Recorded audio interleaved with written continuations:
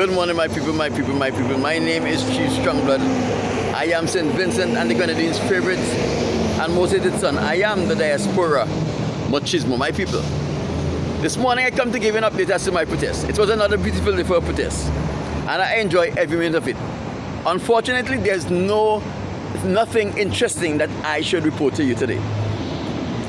My people, St. Vincent and the Grenadines have just passed through a Category 4 storm. I told you in my video on Monday that this storm is a very dangerous storm. It has the potential to push houses off of the foundation, to take roofs off of the houses, not just the galvanized, the entire roof off of houses. I told you it has the capacity to sweep away vegetation. I told you there will be no loss of life. And I'm happy to report that everything that I said have come to pass. There was minimal damages, and there were no loss of life. When we consider a Category 4 hurricane, which is pushing winds over 120 plus miles per hour, we have to be thankful that there were no deaths, there were minimal damage, and there were minimal landslide. I told you that. My people, the Most High God is true.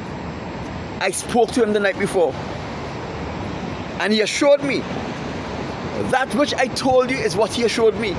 I brought it to you even while the storm was approaching St. Vincent and the Grenadines and raging. It came to pass. Now, I was on Facebook and I read Miss King's post. She says that NEMO have opened emergency shelters and they are not providing a meal for those people who are now being housed in the emergency shelters in St. Vincent and the Grenadines. Those people who was unfortunate enough to have their houses damaged to a point where it is uninhabitable. My people, NEMO is the government emergency or disaster preparedness and aid agency. That means NEMO is responsible for helping people prepare to meet disaster. And when they are victims of a disaster, it is NEMO's responsibility to take care of those victims until they are back on their feet. This is not asking a favor. This is the responsibility of any government, of any reputable or credible government in any part of the world, to take care of their taxpaying citizens when there is a disaster. If you don't have the finance to do it, you have an obligation to go and look for finances to ensure that those people who elected you and put you to manage the resources of the country is taken care of. My people, we are a silly people. For over 200 plus years, the Caribs and the Garifuna, our indigenous people, fought against the Caucasians to ensure that they did not come on our land. We kept them off of St. Vincent and the Grenadines. We always speak about the heroism of our fore-parents, but yet we dishonor our fore-parents in electing Ralph Gonsalves and James Mitchell, two Caucasians, to manage our resources, to manage our lives. How stupid can we be? In 1935, when the colonial government still had control over our country, Vincentians got up and rebelled against them because they were oppressing the people, and in that rebellion came the 1935 riot.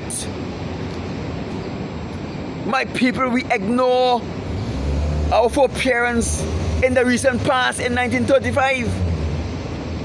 And we go and we elect James Mitchell and Ralph Gonsalves, two sons of the oppressors, to come and destroy our economy and oppress us. Those same oppressors, the Caucasians, brought to us the Bible. The Bible says in plain, easy to understand language that an Israelite, of which the descendants of slaves are, of which the Kalinago and the Garifuna, the Caribs, are.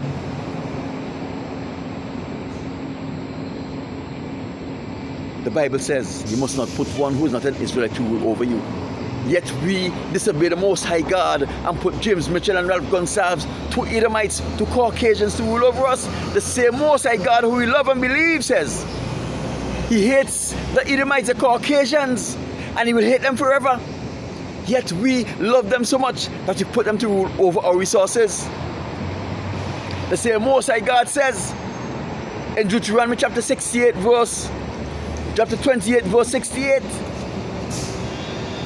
that those people who sold you and bought you as slaves are your enemies. And yet, in our brilliance, we put our enemies to rule over us, to manage our resources. So when Ralph Gonsalves instructs Nemo not to provide meals for those people who are in distress from Hurricane Beryl, he is only doing what is natural to him. He is only doing what the Caucasians in 1935 did to our foreparents in 1935. He's only doing to us what the Caribs was preventing the Caucasians to do to their people during slavery. My people, who can hear will feel. If you want to disobey the Most High God and put an Edomite who he hates to rule over you, to put one who is not of your brother to rule over you, to put your enemy to rule over you. If you want to dishonor our indigenous people, the Kalinago and the Garifuna, and put those who they fought against to rule over you, and if you want to dishonor our foreparents in the recent past, 1935, and put those who have oppressed them, those who they rebel against, those who they rise against, to rule over you, then you have to take what you get. You've got to take what you get. Me personally, I don't have a Caucasian friend. Those that I have who are friends, I have already abandoned our friendship. They know that. I don't want a Caucasian friend, a colleague, or nothing. This is just me. I have to be on the side of the Most High at all times. Never against him. I have to be faithful to his word at all times. Never unfaithful. How can I do such a thing and dishonor my God? This is Chief Strongblood, St. Vincent and the Grenadines' favorite and most hated son, the diaspora machismo.